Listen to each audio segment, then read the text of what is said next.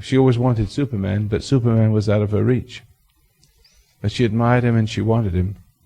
And Superman then one day decided he'd become immortal so he could enjoy the human nuptial bliss. And so he went through his little crystal thing and became an ordinary man, and he couldn't stand himself. See? And what I'm saying is that women, they can't stand two things about a man.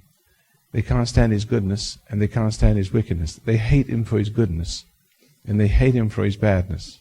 Because the goodness makes her see herself for what she is, the monster that's in there. And a monster hates that. And she may go along with him for a little while, pretend that, what my wife does to me, I always talk about my wife because that's my relationship. Yeah. See? And so, in her mind, she's always trying to treat me like a baby. She was always trying to spoil me to weaken me. I don't get spoiled. It frustrates her because I'm always independent. You see, and so, and if I'm to be a noble person and recognize in her mind, if she loves me now, if she ever, when she gets around to gets frustrated for not being able to pull me down and mother me, see, and turn me into a little imbecile, and be my government, I cry to her. That's her nature. But if she can't do that, she unconsciously takes credit from me being what I am. See, she's puffing up. The ego is, but still, there's a contempt in there. Every woman, not every woman has a man like that, because every woman is able to succeed into degrading that man. If he tries to degrading that man, if he tries to be good, he doesn't stand a chance because he doesn't know how to deal with a mother in every woman. And men tend to fail in dealing with the stubbornness of the female. So what I'm trying to say is, if you are a gentleman, ever become a whole person, tend to become a whole person, you start feeding on your bones so long, while you've been jumping on hers. Pardon me putting it that way. Well, I got someone tickled anyway. But she's been feeding on your substance so long. It's like when you finally stand up to yourself, that monster inside of, who the hell do you think you are, right? And so that and you've given up so much substance to her, it would be a very difficult thing to stand up. But if you do happen to stand up, she'll hate you like poison. She'll hate you for stand up. But if you do happen to stand up, she'll hate you like poison. She'll hate you for being a wimp. She enjoys the contempt, the superiority of contempt. But if you ever become a man, she'll hate you for that too.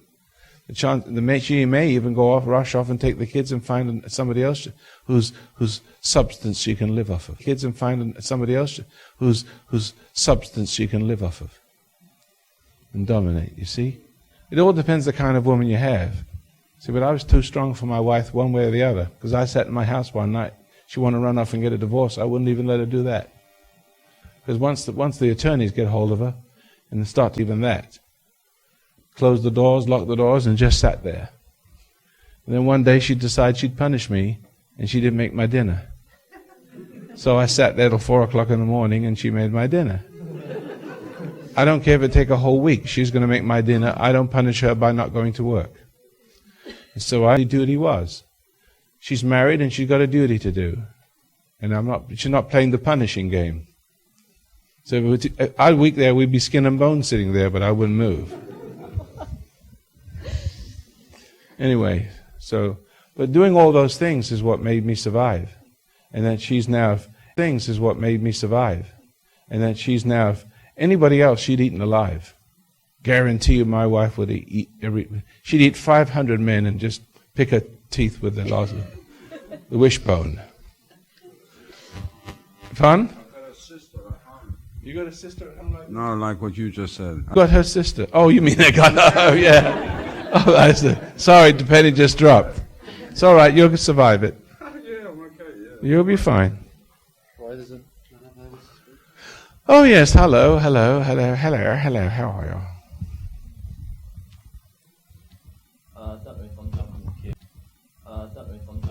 I don't know if I'm jumping the queue here, but I feel I've got to say something now, otherwise I don't think I ever will.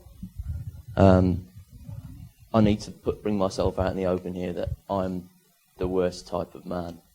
I can see that. Yeah, I'm sure everybody else Sure, can as well. everybody can see it. Everybody can see it. I can see that. Yeah, I'm sure everybody else Sure, can as well. everybody can see it. Everybody can see it. I'm a wimp.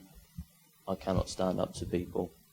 And the unfortunate thing is I've got a good wife and I've got a beautiful baby. And we actually blessed our baby last week. Oh, that was you, wasn't it? That was me. That's such a beautiful child. Oh, that was you, wasn't it? That was me. That's such a beautiful child, and I'm ruining her How are you doing it? because I'm a man. Well, how are you doing? How are you ruining her already? Because I'm not a presence in our home. How do you mean? Explain it. And then I you'll find it see very it hard to yourself. Then you'll explain. see it yourself. I don't rule the roost. I don't wear the trousers. Why? Why? What is the reason for this? I never have all through my life. I've Yeah. just been this little weasel that's What rubbed keeps, around in the dirt. What keeps you for that? I don't know. You mean you've been to the seminar? I mean, I had an experience a little while ago. I thought I'd forgiven my father because he was a wimp. Well, all right. He was How do you deal with your wife? Your wife's a nice lady. She's a nice lady. Well, then it shouldn't be hard to stand up to her. That's all she wants. Well, I do stand up to her sometimes, but then sometimes I run to her for support. Well, you don't I want. stand up to her sometimes, but then sometimes I run to her for support. Well, you don't want to do that. No, I don't. Now look, listen to me. Listen very carefully to what I'm about to tell you. Now, this won't ruin your love life. It'll just take the edge off a little bit, maybe. Yeah. But you've got to look at this need for women. Because that need for women makes women your mother of... See, Eve was not only the mother of all living, but she was the mother of all living egos. She was the mother of the first ego. She brought it into existence. And that's the psychological need you have for women. It is disgusting to women. To a good woman... My wife tells me that. Yeah, to a good woman. Now, to a whore, they love that. Because you're giving your life to them in exchange for the reassurances of her baby. Yeah. Her baby, like cult mind control, or the conditioning you have in your culture.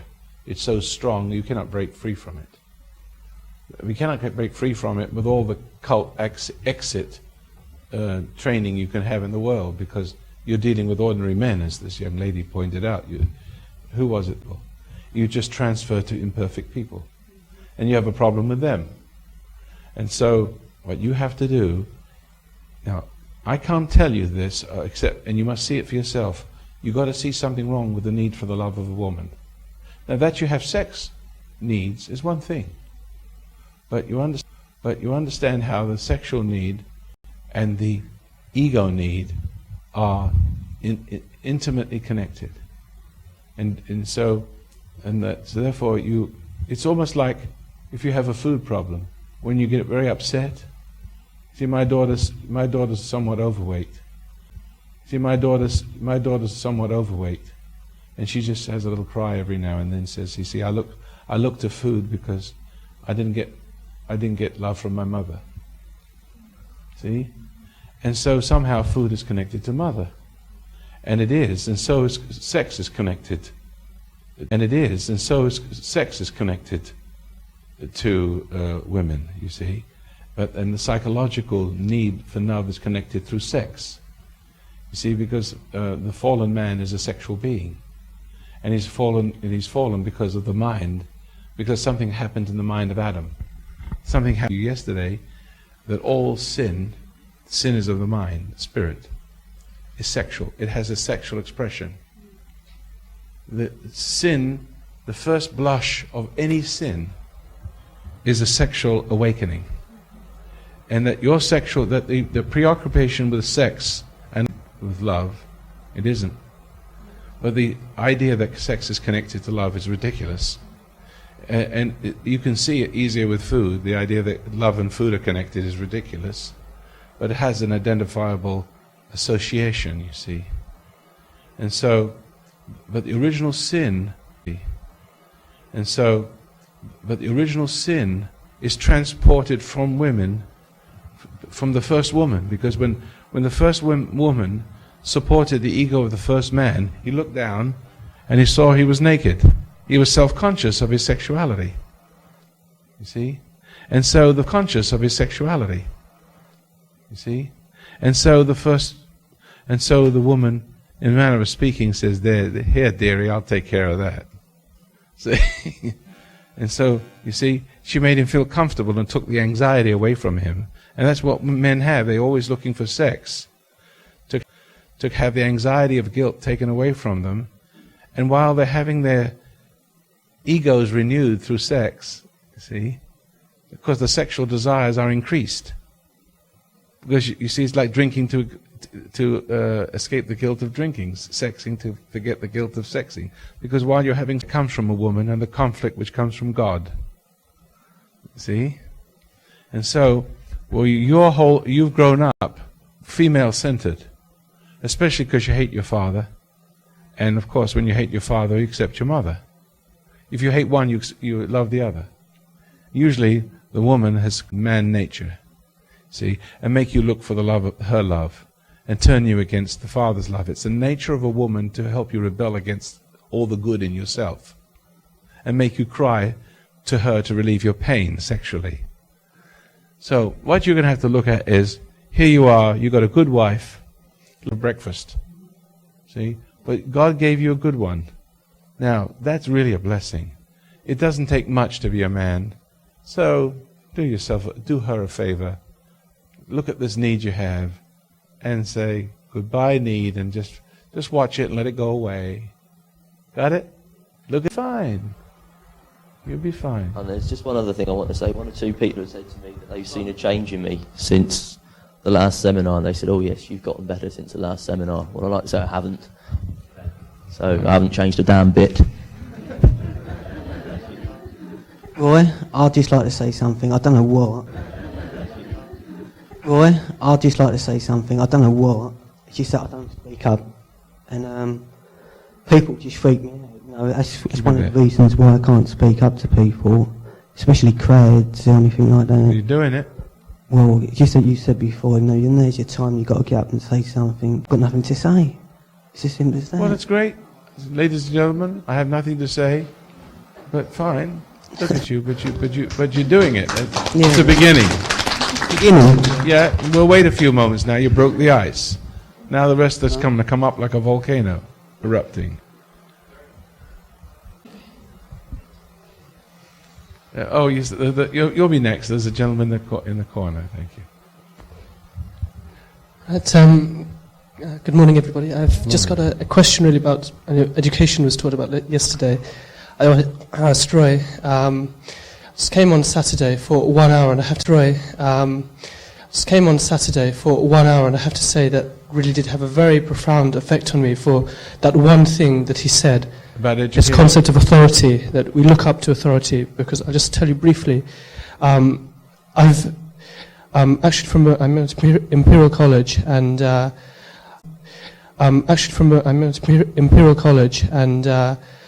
for my first 2 years of study, I was a very high academic flyer. I was towards the top of the year, and everything, I lived my life for study and for marks and for education. And what happened towards the end of the year, a project came up. I really wanted a project in a particular, it was actually in Holland. It was a wonderful opportunity waiting for me, and a particular teacher was organizing this. And now, to take your point, I realized that it's this, I was actually in submission of academics, just because, as you said, they have this qualification, doctor, professor, before their name, and they had something that I wanted, just as And you we're have to give talking up about something here. of yourself to get it. That's right, yes. I gave up my social life entirely. I did not have a single friend. But you also give up your soul if you're not I careful. felt, and I've been going through the most wonderful religious feeling in this last, it's something that's been growing with me, and it's reinforced. I just tuned in by chance to talk back on Monday. And again, that feeling just, and it was in the Forum Hotel, just minutes away from college. All these things coming together, it made me realize there is somebody He was holding like a carrot in front of me, these Right, marks for me. And just as we were talking here about a lot of men that feel women are holding this sexuality for them, and they feel trapped or ensnared by that. And you've shown that we can be free of this. If we can, that we each have, there's an inner truth. I've got this feeling so profound of there is a truth, just that is there regardless of what religion. Personally, I was born Hindu, but I'm now, I have an absolutely open mind to everything. There is a force and a truth that is there for every one of us to find. There is a force and a truth that is there for every one of us to find out. And that is really the feeling that I've got now, and it's a wonderful, positive feeling. And the one question that I had for Roy is now, I stand on this crossroads, I see a destiny before me, and I think for every one of us there is a destiny before us, and it's that trying to find how we get the courage to follow our destiny, and that's really my question Well, for young Roy man, now. what's your first name? It's Sagar, Sagar, S-A-G-A-R. You are a delight. See, you are, but you are a delight because what happens is what you're seeing. As he said, he was born in India, I suppose, In this country, I've been brought up in this country. in a Hindu. But it doesn't matter what culture you come from. We're all, regardless of race and color and creed, God's children. In a very special way, though, not according to culture, but according to the special way that is best represented by Jesus. If you don't mind me saying so. Way that is best represented by Jesus. If you don't mind me saying so. No, he it's was a fine. carefree guy. That's right. Yeah. And he had a special mission, and I'll explain you this later on. But what he's doing, he's coming to that realization, and he doesn't want to prostitute himself. See, he wants to become, himself. See, he wants to become, a worthy person in society. Whatever it is, the course of study he's taken. What is that? It's chemical engineering. Wonderful. Sponsored by Wonderful Unilever. chemical engineering. There's, you can't do better than that. Right. In my opinion, that's a worthy course of study. However, you see, the problem with the study with ego is that as you gobble it up, it gobbles you up. And you're giving something of your soul, you're giving up your understanding, so that even though you have a degree and you become one of the elite, you'll become one of those people who have this in you that hell acts through. Yes. See, and this is what's wrong with the culture. See, and the culture, the world has always been suffering from people who are willing to give up their heritage for a mess of pottage, so to speak. See, and so prior to his discovery, he would have this awful choice. Prior to his discovery, he would have this awful choice to give up his soul for the piece of paper, the parchment. Or when he found it to be dry, and he would start to incriminate himself, he'd feel the dryness and then reject knowledge altogether, and be afraid to use his knowledge because he felt guilty for having it. So can I just add? It's like money too.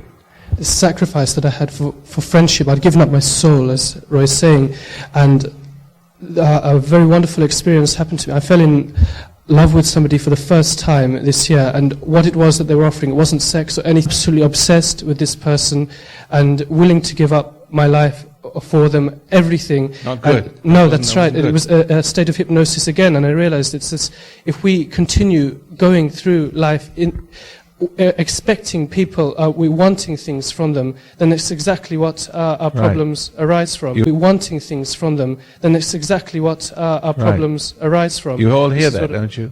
Are you all tracking with this? You see what it is? Now look at the basis. Look at the basics of it, and look at the basics of the human existence. What was the offering for the first two people according to the story? Good and evil. Good could be religion. You could be very ambitious and become a priest. That's no different from the problem you have right there. That's why they're all hypocrites, most of them. They would do a good job pretending, like actors on the stage, pretending like they have, but anyone with any discernment can tell the difference. You see? And so what the knowledge was, the knowledge of good. Well, the knowledge of evil is carnal knowledge, street knowledge, if you like, evil. But it's still knowledge of sorts. And knowledge is for power. Because you see that any people who get this knowledge, whether it's street knowledge, carnal knowledge, academic knowledge, religious degrees, going to a seminary, knowledge, academic knowledge, religious degrees, going to a seminary, that is the carrot. And that is what Eve offers. But then the sexual feeling arises when you fall for the knowledge, you fall from understanding, and you puff up with the knowledge. But then you need the woman. To be ambitious in any way, shape, or form, you need a woman's comfort. And there are forms of hypnosis that center around the woman-centered. It's exactly See? what happened. She offered friendship to me, the one To thing that I support didn't for you, have. to support That's for what's in right. there. Yes, See? and Your mother set you on the path of ambition because women will nurture the ambitions of That's a man. right. Is that Yes. right? You Yes. know, but now from now onwards, that could be different. With the realization you have, you can start loving your work for the pure, well, you know how I love what I do? If I was to be a chemical engineer, or if I was to be in science, I would, if I was to be a chemical engineer, or if I was to be in science, I would, or, you know, if I'm, make it simple, I go out and I would look at nature and I would look how things work. I would look to see how things work. Yeah. But not to be clever. Oh, look, I discovered that. Puff up, ego, snake. Right? Not to be clever. Oh, look, I discovered that. Puff up, ego, snake. Right? I would look at things and marvel how things are put together, and it would make me appreciate God more. If you take your chemical engineering and approach it from a worshipful point of view, see, like a discovery, that's right. not a learning. In other words, when your teacher shows you something, oh, I understand that. Well, I kind of knew it all along. It's something recognizable, just like my information here to you is I'm awakening you to what you already knew. Yes. What you are being taught is something that robs you of discovery, but it need not. I didn't rob you of discovery. I only reminded you That's right. of what you That's already exactly- knew. Yes. Now, if you can work it that way, regardless of your teachers putting it a different way, you just sit there quietly and enjoy. And just be reminded, be a real way. Thank you for reminding me.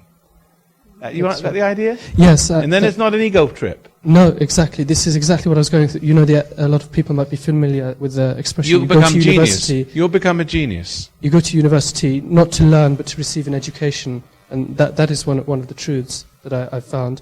And just the reason why I'm here and not revising now for exams is because of this indecision, and the reason that has arose is this hate, my love for academics, and also for this person who I fell in love with. It turned to hate, and I felt the most bitter, terrible, suicidal aggression, any of the evil forces, and that we see all this evil around us in the world. I was feeling those. They were eating me up inside, and I didn't understand why. It got in there through love.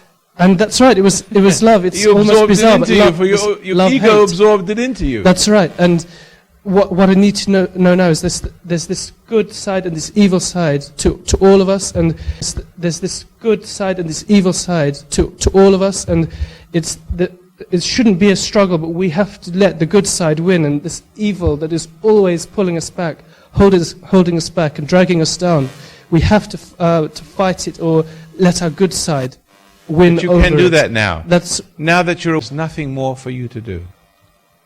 You understand you're awake now. Do you like the feeling of being awake? oh yes, it's really wonderful. Do you know what it takes to be awake? Laying down your sensuousness, dropping That's your right. rage, looking at the love-hate thing as two legs in the earth of pride. In other words, the ego has two legs into the earth. Yes. One is love, lust, and one is hate. When they drive us, challenge, anger, the animal. We just when you challenge, anger, the animal. We just when you confront things that tend to challenge you, or if you want the energy, don't let it challenge you. Don't overreact to things in order to accomplish it. Mm-hmm. Don't try. Now that see that this woman has betrayed you, or whatever. It's not a betrayal. See that this woman has betrayed you, or whatever. It's not a betrayal. We're very good friends. It's just But that still- the dependency. No, I don't want to. I don't. But I you don't are want to- hating her, then you say. I could hate her if I ended up by failing, and I would resent a lot of things. But if now I can see the right way, and as you said, the love of education and just to find the truth is really the You had a only thing lust that's for important. education. You didn't have a love for it. That's true. That's You can right. have a love for it, and No, the love for education is a love of God, because That's everything everything you discover is a kind of a learning process which makes you appreciate God.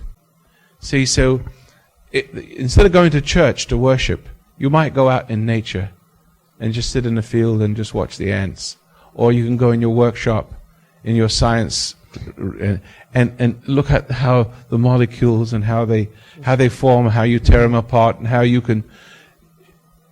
And they're two different things. Sodium chloride, right? Well, sodium and chloride, two deadly poisons. Put them together, salt. No more. How does that happen? I mean, if you look at the building blocks of the atoms, and each atom has an atomic number, little moons revolving around the sun, but it's all the same thing. Let me play with the idea a little bit. In education, look at the magic of creation. That whatever those little atoms are, they're comprised of even smaller subparticles, neutrons, protons, electrons, and things like that. Yes. What else? Neutrons, protons, electrons, and things like that. Yes. Whatever they are, if you look very carefully, a neutron is a proton. A proton is an electron. It's made of the same stuff, except it occupies different positions. One is a moon and one is a sun. See? One is something... They're both... Now, one is a moon and one is a sun. See? One is something... They're both... Now, if you have a different number of those little moons going around the sun, it makes it a different substance. But it's all a game of numbers. You start putting numbers and it takes on different properties. Everything is everything else. But it all pours into the universe and it's in a form of time. It comes into the world and starts to become one thing, and the one thing becomes another thing, and we won't go into the details of it. But if you start to look at it, you start to see creation in a totally intelligent force creating it. And if you want to acquire knowledge, it needs to be when you're in the world, in the corporeal world, and you look at the world, and you start to marvel at the intelligence behind it, then the knowledge that the discovery intelligence behind it, then the knowledge that the discoveries you make, which is called knowledge, which you retain, serve Him, because it brings you to the love of Him, which is the appreciation of Him as Creator. Yes. And He rewards you. He rewards you because if you were an artist, wouldn't you want people to, right? You reward people. You feel your painting is to get people to notice you as Creator. And so if you do that with your God, He loves you for that. Mm-hmm. There is just that one truth, that what I was going to say, the people... True worship. As you're saying on Saturday, we put these people in authority. They're the false gods who we aspire to, whatever you like to say, women that we're attracted to, or academics or our bosses that we aspire to their positions, and that's why the world is trapped in this circle. We're always trying to, and that's why the world is trapped in this circle. We're always trying to get what others have got, when it's not really what we should be striving for. We should try to find the truth. And if you have it. That's right. I hope that... young man, I'll tell you what I'd like you to do. Find it. Don't tell anybody what you're discovering. Young man, I'll tell you what I'd like you to do. Find it. Don't tell anybody what you're discovering. Keep it a secret. That's right. They'll throw you out otherwise. Now, you're going to do better. From now onwards, you'll do better at school than you ever did in your life. And nobody will know why that is the case. Let them think they got it their way. It won't be them. But don't tell them the secret. If you tell them the secret, you'll reveal yourself and they'll throw you out before you get your degrees. When you get your degrees, then you'll have real power, because you'll be one of us standing in their shoes. Right. Got it? Yes. Thank you very much. Yes. Thank you, Roy. Set me up to fail and rob me of my own true identity. I can see that now, and I realise she did me a great favour, really, because she drove me up the wall and put me onto someone, listening to someone like you on the radio. And if it wasn't for that, I wouldn't be here today and realise the truth and be the real person I can be. So you can't hate anyone like that. You just Yesterday, you see what happened to her. Here's a lady right here with. That's everybody's mother that you have problems with. You know, that was. Hello. Hello, Mr. Roy Masters. I admire all these young folks. Put the that are microphone here. further down. I admire all these young folks. Put that the are microphone here. further down. All these young folks that are here, and they say it's hard for them to speak up. But I'm old enough. I'm over 50 now, and at the age of 50, I couldn't still talk up to my auntie who raised me. You still couldn't? Talk up to my auntie who raised me. You still couldn't? No, and it was only because of you and the meditations that helped to keep me going, because she was such a strong person. My parents died when I was small, and she raised me. She was very kind to me materially. She was very kind to me materially, but I think she never had the love to give me either. But she was ever so possessive, you know, and she lived through me all the years. So's the devil. Yeah, lived through me all the years. And I was really so weak, dark, black tunnel, draining all my energy. And Hold it right there. You hear what you said? That when you are submissive to authority, it's like a dark tunnel draining her energy. That's a pretty fair description. You give up your life. That's what your problem is, see. That's what your problem is, see. Giving up your life to people. That's why you were so weak, you got polio.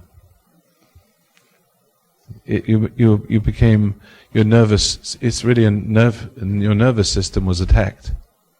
Basically, that's what polio is. It's a virus that attacks the nerve system. Polio is a virus that attacks the nerve system. Huh? Yeah, but nerves, because the muscles can always come back. It's mostly your nerves. It's more than the muscles. Muscles can come back. Nerves hard to come back.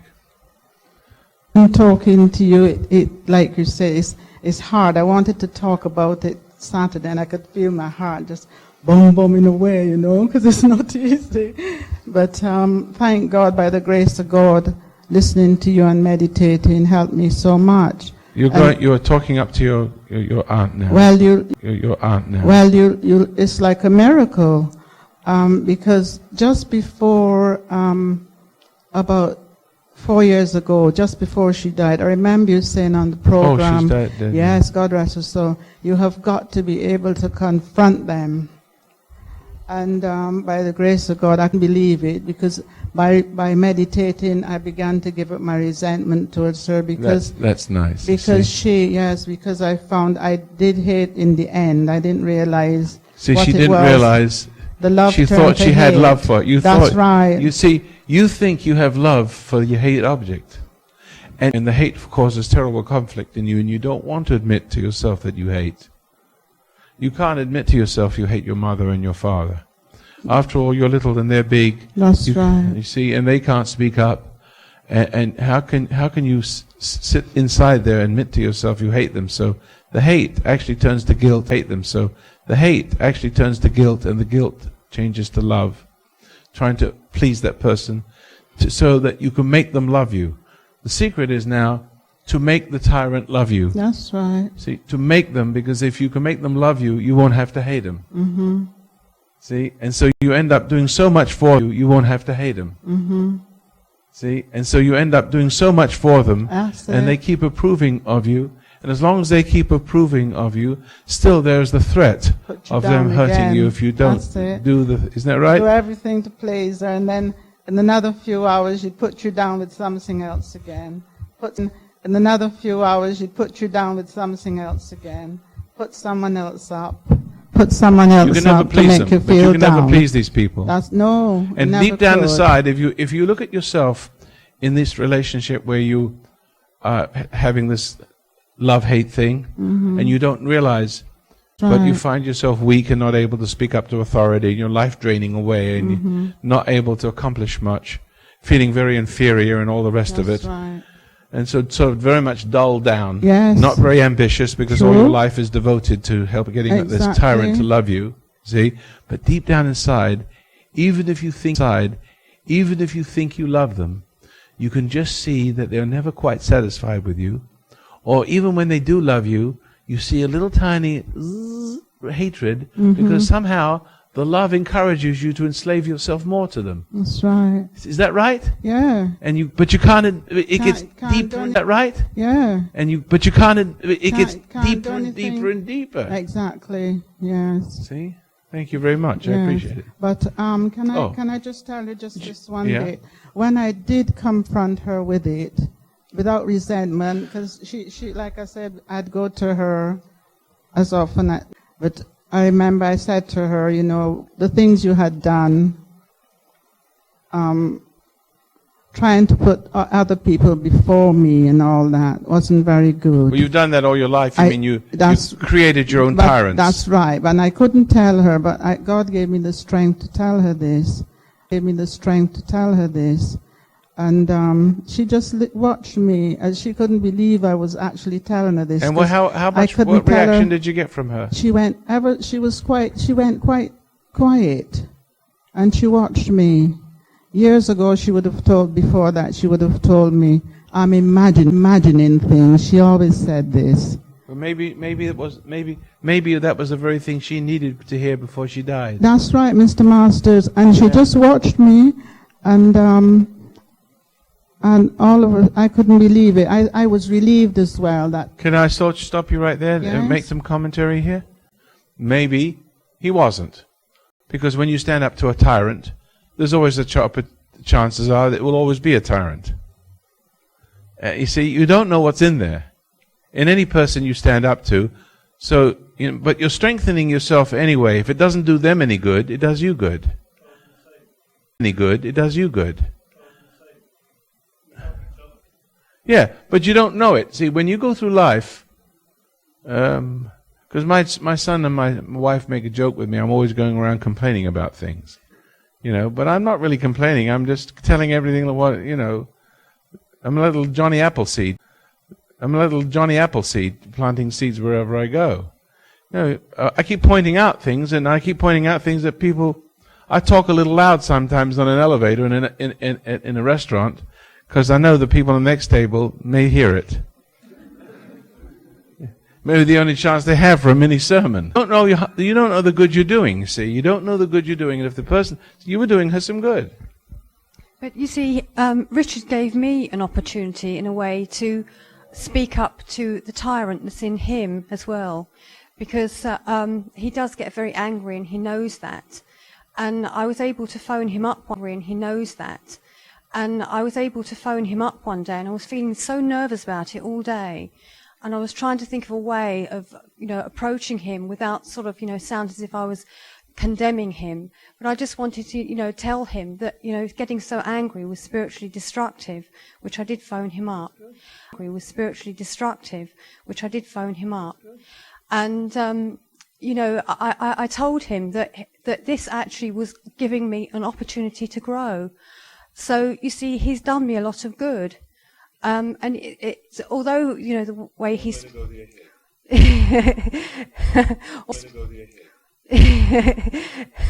or me.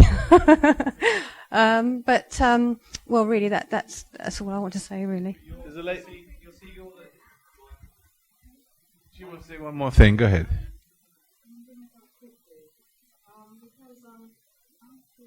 about, it was a shock or what, she actually had a stroke and went into hospital. How old was she? She was 75. And just before she died, she suffered quite a lot, but just before she died, I remember I was there standing, and I remember saying to her, just close your eyes, Nana, and ask God will take you peacefully. And she opened her eyes, and it was so strange to me. It was as if I was looking from here to there.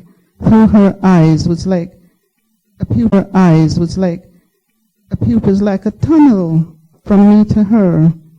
And I could see it right, like I was looking straight through her eyes. And she just closed her eyes. She said, all right. And I says, God bless you. And she died about 3 days after that. Well, now, That I could be able, I was privileged to see do what that. happens if you had not done that. If you had hated her, and she'd passed away, you had not made peace with your God and her, she'd be in hell, I realized and that. you'd be attached to it. That's right. You'd feel an umbilical cord. Someone wants to say something behind you. Mr. Masters, I lost my mother 14 years ago.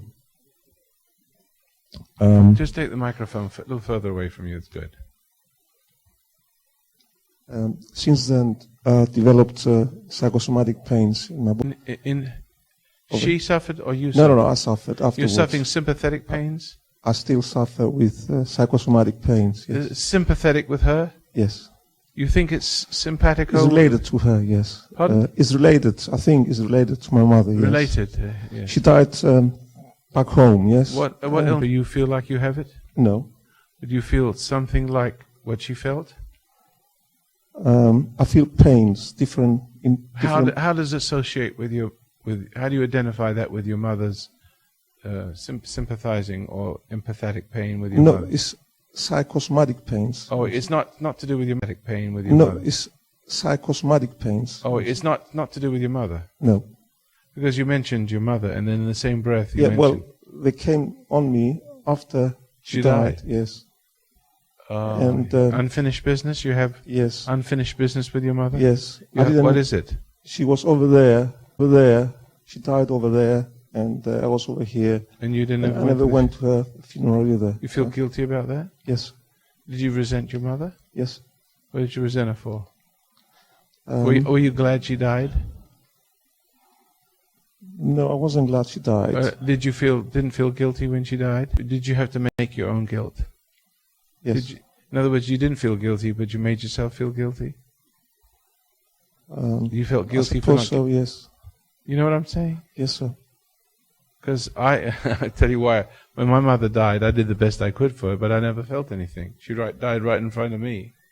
I did the best I could for her, but I never felt anything. She died right in front of me. And I didn't feel anything at all. It was like a person died that I'd never known before. I said to her, well, this is ridiculous. I don't have any feeling. Why don't I have any feeling for her dying? So I made myself feel guilty. That made me sick. It was artificial. If you don't feel guilty, you don't feel guilty, be honest. I mean, I don't know. But I feel something. Let me tell you something. I hardly knew my father, but I feel pain all the time. If I see a little boy get a little lump in my throat, still do. You know? And I don't think I'd like to go to see my father's grave because I went there one time with my sons and I had to hold back tears. See, I didn't want to let my kids know I was soft. You know? You know? And but my mother, I feel nothing. And why is that? Can anybody tell me why I feel nothing from my mother? No, I never had much problems with her. She wasn't a bad sort. She wasn't very happy. She did her best. During the war, she fought with the butcher for an extra ration. She did her best. During the war, she fought with the butcher for an extra ration. She nagged the living hell out of him until he gave her some extra meat off the ration books. Whatever it is, and she was there, and she was kind of lonely and very much dependent on her sons and educated her sons for her future, but she didn't realize that she didn't have to because her sons would be there anyway. The trouble is mothers often cultivate their children to make sure that they're secure in their old age. You can almost feel that. You know what I'm talking about, don't you? You don't have to, because if your children But the point is, but she wasn't a bad sort. She wasn't mean or cruel or crazy. She was a little... But what was wrong with her, she had no understanding. She was very bright, but there was nobody home. You couldn't talk to her about anything, because it's like there was like a little barrier there that it's like a dullness. She was intelligent. And she was beautiful. It's like a cow's beautiful. A horse is beautiful. It brings up its young, but you can't talk to a horse about meaningful things. She had migraine, obviously a lot of resentment. And I would talk to her about such things when I was young, but she couldn't hear me. So she died. I didn't feel anything. I said, I don't feel like she's one of me. My father is one of me. I feel more for, Ronald Reagan died. I think Ronald Reagan, I don't know, you may not like him, he's a political figure, but I like something about him. I see something in a spark that's one of our guys. So I would feel some loss there. Do you know what I'm trying to say? You'll have parents that will pass away and you won't feel anything. You'll have parents that will pass away and you won't feel anything. And then you feel guilty for not feeling something. Right? And he smoked himself to death. There was nothing, no presence at all. And I didn't feel anything, and I wasn't guilty either. So I didn't pine after her, but I did create an artificial guilt, an artificial emotion which made me ill. That is not real. Anybody knows what I'm talking about? Are you all right with that now? Aunt Ethel.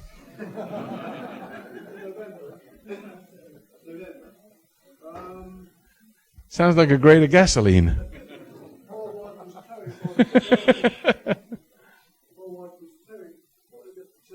You thought I was going to faint on the floor or something, yeah? You thought I was going to faint on the floor or something, yeah? A strange thing happened.